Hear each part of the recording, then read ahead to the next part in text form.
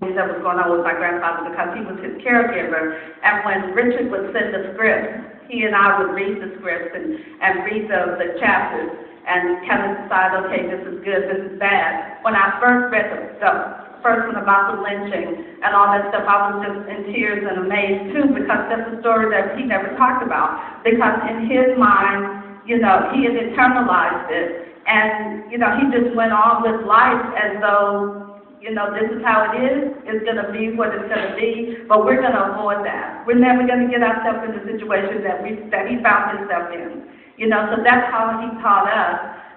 That's why I was going there with them, being able to avoid situations and internalize things. He just taught us to avoid that. He said, respect people as you want to be respected, you know, and for a long time, I even had the fear of having a friendship or a close relationship with people outside of my culture, because that's the way it was taught in my family.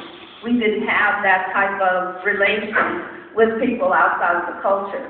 So when I first read the story about the lynching, I said to my dad, are you sure we want to do this? Because I don't want people looking at our family in a negative way and feeling bad about him. And my dad said, well, just think about it on the flip side. It could really be giving people something to think about and think about how they don't ever want to be again. You know, and I said, okay. I hope that's what they take away from this. Because, you know, it was just kind of like taboo. These are things we don't talk about in our culture. It's a part of our history, but we just don't talk about it. It's taboo. So I just didn't want us to be raising a taboo subject and have people look at us in an adverse way. But that didn't happen, and I'm very grateful for that.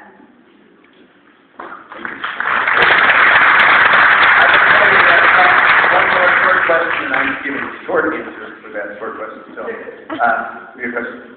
I was just wondering when in the process of writing the book you came up with Life is So Good as the title.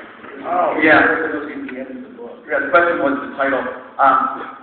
When I started, first chapter was with pen and paper, then I switched to a computer. And so you have, when you're doing a computer document, you put a title on it, and you put the document, like log that in, because that's what he always said, Mr. Dawson always said all the time, Life is So Good. Then I figured, okay, I just remember where that is.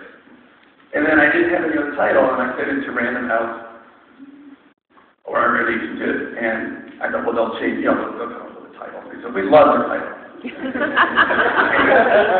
That's good. We're good. It's simple, and yeah, honestly, yeah. And it's sort of ironic because obviously it wasn't so good. Well, that's how you look at it, but it wasn't without hardship.